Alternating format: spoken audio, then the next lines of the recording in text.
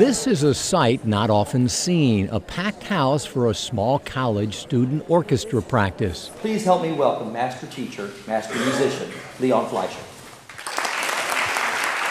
Leon Fleisher is conducting a workshop at Rollins College and the public is invited. It's a rare opportunity to watch the maestro at work.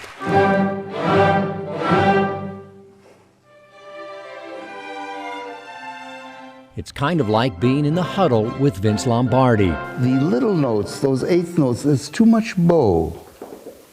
It's T, more bow for the long, then just stay. Fleisher never planned on being a teacher, never aspired to become a conductor. He was a child prodigy.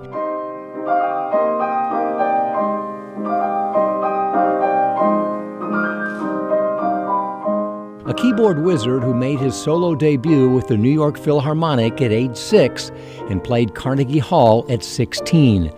By the time he was 24, Fleischer was one of the most sought-after soloists in the world. But then he was attacked by a rare neurological disease and suddenly lost the use of his right hand. My right hand, fifth and fourth fingers just dug into my palm and nothing that I could do about it. The worst part of it was that nobody knew what it was. None of the medical profession knew what it was.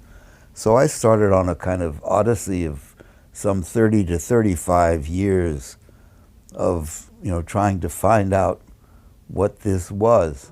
At first he admits to playing the role of depressed, despondent artist.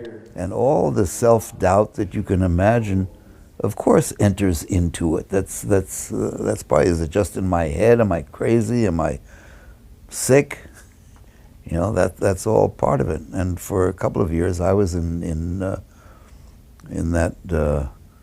familiar maritime place known as Dire Straits. But over the course of several months, despair was replaced with determination, self-pity with self-awareness. I woke up one morning and realized that my connection to music, which is what I exist for, was more than just as a two-handed piano player. My connection really was to music.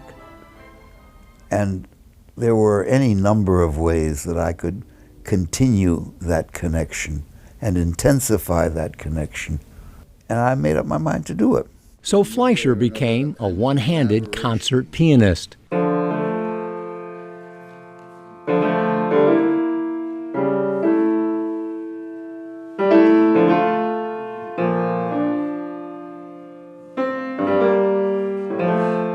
Thank God there's a certain literature for left hand alone, believe it or not.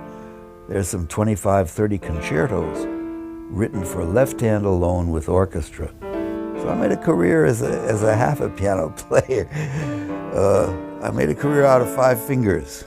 He also became an accomplished conductor and a world-class teacher, all the while waiting for the medical profession to catch up. He waited over 30 years, and then a surprising development. Of all things, Botox can help relieve the symptoms. They still don't know what causes it, and they don't have a cure. But they found that with Botox, they can paralyze those muscles that are overworking, that are contracted, that are curling in, which relaxes them a little bit and allows the opposing muscles, the extensors, to function better, and it helps keep my fingers out, and I can play. At the age of 67, he returned triumphantly to Carnegie Hall, playing his first two-handed concert in nearly 4 decades. Carnegie Hall is always scary because it has the ghosts of the greats of the past. Scary and fun. Now 81, Fleischer is still performing, still conducting, and still teaching. 1, 2. Better. That has given me so much joy and so much pleasure that if I were to have my druthers again, if this whole thing could be rerun, I'm not so sure I would change a thing.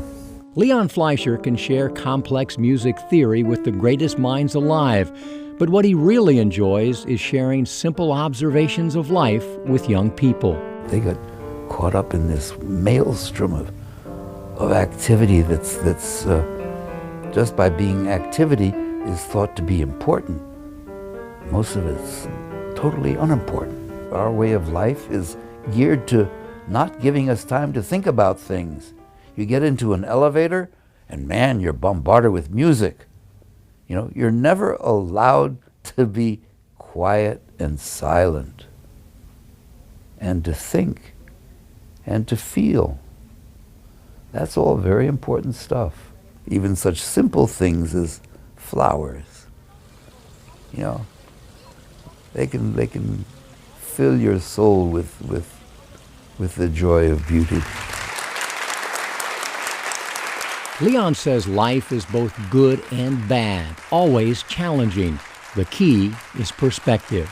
If the glass is half full, you suddenly leave yourself open to many more possibilities. If it's half empty, you're in a state of depression. You exclude possibilities. You contract your whole being, into a kind of a shell, and there's no way that you can grow.